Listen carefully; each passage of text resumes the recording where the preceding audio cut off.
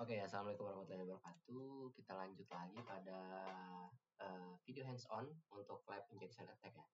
Nah, sebenarnya di sini kita akan membahas terkait SQL injection ya, yaitu salah satu serangan yang paling umum ya terhadap sebuah aplikasi web yang menggunakan target itu database-nya seperti itu. Nah, serangan ini nih dilakukan dengan menyisipkan kode SQL yang berbahaya ya atau ilegal ya seperti itu pada input aplikasi agar database ini mengeksekusi perintah-perintah sesuai yang diperintahkan oleh si attacker seperti itu.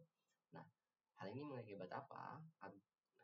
Hal ini mengakibatkan database ini akan mengeluarkan ya perintah-perintah tersebut di luar kendali normal seperti itu. Nah, dampaknya sangat berbahaya ya, mulai dari dapat melihat data-data rahasia seperti itu, merusak database sehingga mendapatkan akses administrator pada suatu database tertentu seperti itu. Nah, pada lab kali ini kita akan menggunakan tools ya DVWA atau DEM Vulnerability Web Application di Kali. Oke, saya akan masuk di Kali dulu. Ya, Kali. Nah, sini kita akan mulai lanjut ke part 1 ya. Nah, part 1 di sini kita akan melakukan eksploitasi ya SQL injection pada DVWA. Kita masuk terlebih dahulu pada mulai screen dan kita masukin IP dari yaitu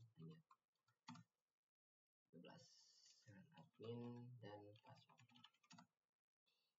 Nah, ini adalah tampilan dari DVWA ya. Setelah login, kita akan mengubah terlebih dahulu bagian di sini seperti apa. Ini untuk apa? Untuk sebagai level. Jadi kalau kita setting low, ini kerentanan itu tinggi seperti itu. Jika kita impossible, maka kita akan menghadapi sebuah sistem yang memiliki security yang levelnya itu sangat-sangat tinggi seperti itu. Maksudnya butuh effort sedikit ya atau effort yang lebih itu untuk kita dapat membobolnya seperti itu kasarnya. Nah, di sini kita membuat low terlebih dahulu. Ini menjadi status yellow. Lalu kita akan masuk pada tab SQL injection. Nah, di bagian di sini user ID ini kita akan mengirimkan sebuah payload ya. Nah, sebuah payload yang langsung seperti kita untuk berkomunikasi pada database seperti itu. Di sini kita masukkan payloadnya yaitu tip 1 or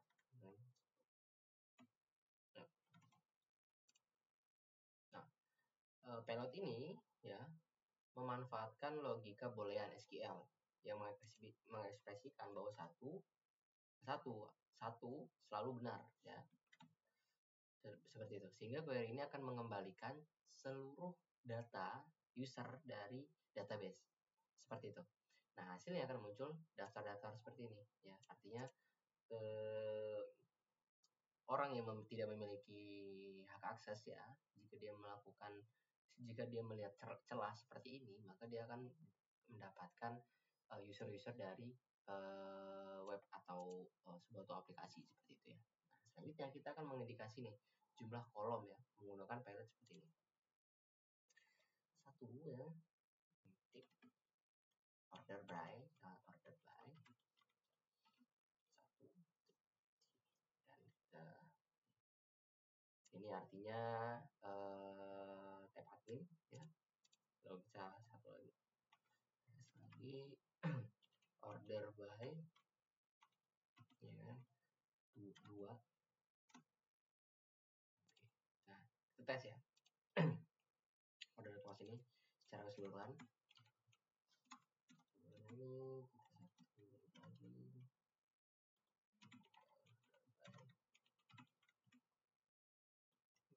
Seperti ini.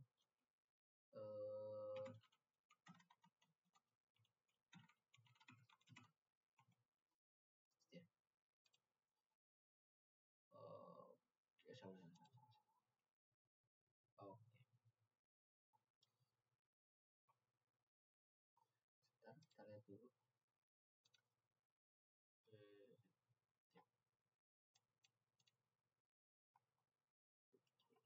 Kita lihat cek tadi. admin ya, admin.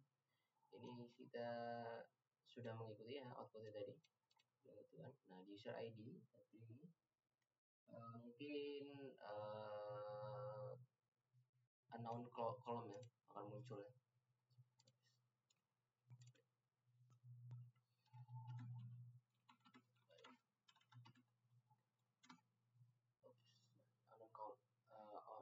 Unknown column di kolom ketiga in order close. Ini apa? Jika kita mengetikkan kembali bagian ini ya,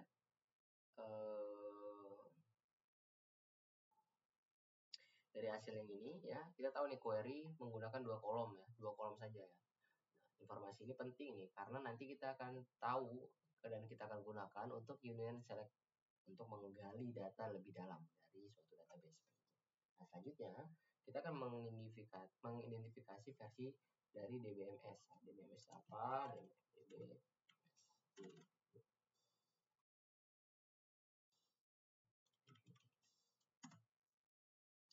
DBMS itu adalah database management system ya. Seperti itu nanti kita akan identifikasi dengan pilot yaitu seperti itu. Kita lihat ya komen yang dia harus lakukan untuk melakukan DBMS version submit. Nah kita copy ini komen ini untuk kita pastekan di sini ya. Nah, di sini terlihat bahwasanya informasi versi DBMS ya, yaitu MySQL 55 menggunakan Debian ya. Ini membantu seorang attacker ya memahami kelemahan spesifik yang bisa dieksploitasi dari versi yang seperti itu. Nah, selanjutnya kita akan mencari nih, cari nama database ya dengan menggunakan payload yaitu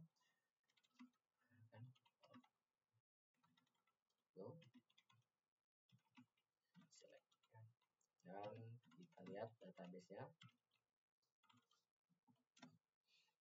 Di sini you have error in syntax. Oh, I see.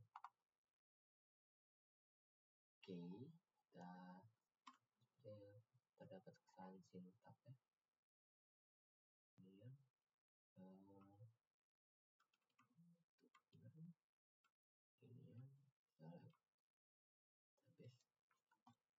mungkin dari saya salah ya. Kita cari dulu.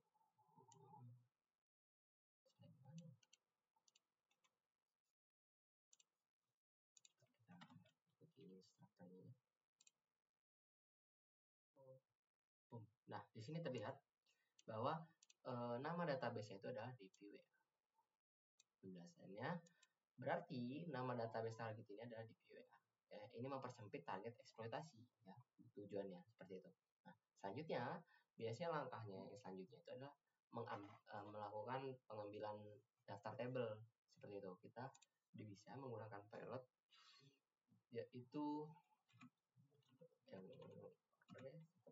ini gunanya itu union select ya, lalu satu table and gitu ya, lalu kita buat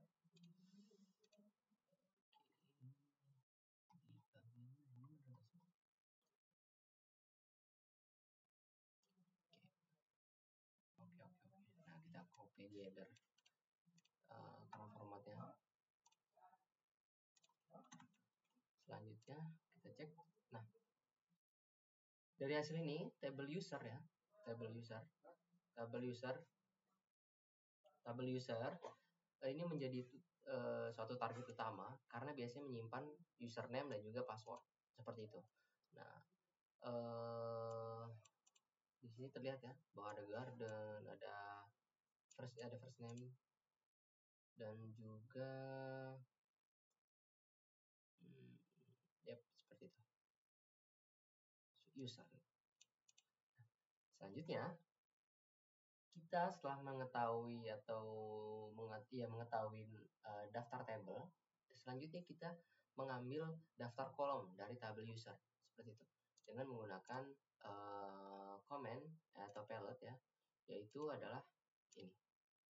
Jadi di sini kita menginisiasi terlebih dahulu boolean ya, satu nama benar, kita select 1, di call dari kolom name ya, from information schema ya, dari kolom information schema kita akan mengambil kolom name di mana tabelnya itu adalah user. Seperti itu.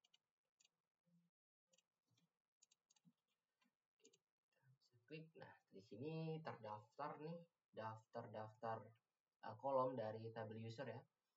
Dimulai dari di sini terdapat ada avatar, password ya, last name, first name, user ID, Smith ya, username ini.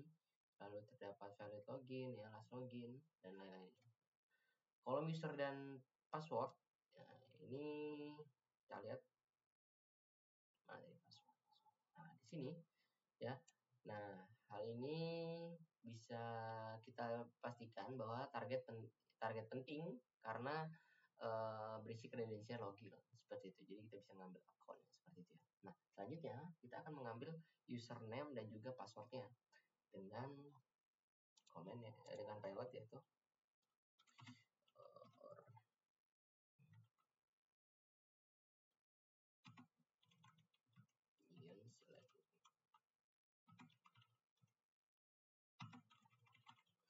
password from user seperti itu ya. Nah, di sini dapat kita lihat ya, dari admin ya, ini terlihat lalu terdapat Gordon ya untuk kredensialnya, tapi di sini sudah dilakukan hash ya, bentuknya hash MD5 ya. Kita bisa mencoba membongkarnya dengan brute force ataupun hash cracking tools ya. Oke. Nah, setelah kita mendapatkan hal ini ya, dengan kredensial ini kita dapat melakukan crack password hash ya. Kita akan buka yaitu crack station ya, station.net. Nah, di sini bisa kita gunakan ya. Contohnya nih. Contohnya kita bisa ambil ini. Kita copy. Lalu kita di bagian ini. Oke. Kita cek crack hash. Di sini resultnya password. Ya. Password. Ini berarti passwordnya ya password seperti itu ya. Nah, selanjutnya mungkin kita tes lagi untuk Gordon ya. Untuk Gordon di copy, kita tes tes ABCD, passwordnya jadi ABCD 123 seperti itu. Nah, contoh lagi di bagian untuk bagian ini ya, untuk bagian Pablo deh. Pablo berarti passwordnya adalah let me in. Oke, seperti itu ya. Jadi setelah kita mendapatkan dengan payload yang sebelumnya saya gunakan ya, yaitu kita mendapatkan username dan juga password, dan passwordnya masih sudah dilakukan hashing ya dengan MD5, lalu kita dapat melakukan crack ya untuk ke plain text ya, yaitu dengan menggunakan tools yaitu crackstation.net ini seperti itu. Nah, selanjutnya kita akan melakukan mitigasi SQL injection. Jadi setelah memahami cara serangan bekerja, kita mencari solusi pencegahannya bagaimana gitu ya. Hasil riset umum tentang mitigasi SQL injection yaitu kita bisa menggunakan yang namanya prepared statement atau parameter query. Jadi query ya, di bagian ini dijelaskan. Jadi sini ya. Insert SQL mitigation. Kita cek ya. Kita cek sini. Jadi sekaligus saya jelaskan, mungkin kita seperti itu ya. Jadi beberapa hal pentingnya yang bisa kita gunakan untuk melakukan mitigasi SQL injection, yaitu antara lain yang pertama kita gunakan prepared statement atau kita membuat parameter query. Jadi query SQL ya harus dipisahkan dari data input gitu, sehingga usernya tidak pernah dieksekusi sebagai code seperti itu. Nah, selanjutnya kita melakukan validasi ataupun filter input user. Jadi kita akan melakukan penerapan filter namanya whitelisting ya untuk input. Lalu kita menghindari memakai karakter-karakter yang berbahaya seperti kutip ini ya, ataupun strip dan lain-lain seperti itu untuk melakukan filtering ya atau melakukan validasi. Nah, yang terakhir mungkin kita dapat melakukan least privilege participant ya, prinsip ya. Nah, jadi database user itu untuk melihat aplikasi web hanya diberikan hak akses minimum ya, misalnya select saja ataupun yang lain-lainnya ya. Jadi tidak dengan perintah-perintah ataupun hak akses yang setara dengan milik admin seperti itu. Nah, dari praktikum ini terbukti ya bahwa SQL injection ini dapat dengan mudah melakukan expose ya database data-data database yang sensitif jika aplikasi web ini tidak dirancang dengan aman, apalagi dengan standar atau level yang low seperti itu. Nah, dengan hanya beberapa payload sederhana yang sudah saya lakukan sebelumnya, jadi kita bisa nih mengambil versi DBMS-nya atau database management system-nya, lalu kita bisa mengambil nama database, table, hingga mengambil kredensial yang sifatnya itu bisa dibilang privacy ya, atau itu tuh rahasia seperti itu. Nah, hal ini juga kita tahu mitigasi apa yang bisa kita gunakan untuk menghindari adanya SQL injection yang sudah saya sebutkan sebelumnya. Seperti itu. Oke, itu tadi video hands-on dari saya. Saya Ari. Wassalamualaikum warahmatullahi wabarakatuh.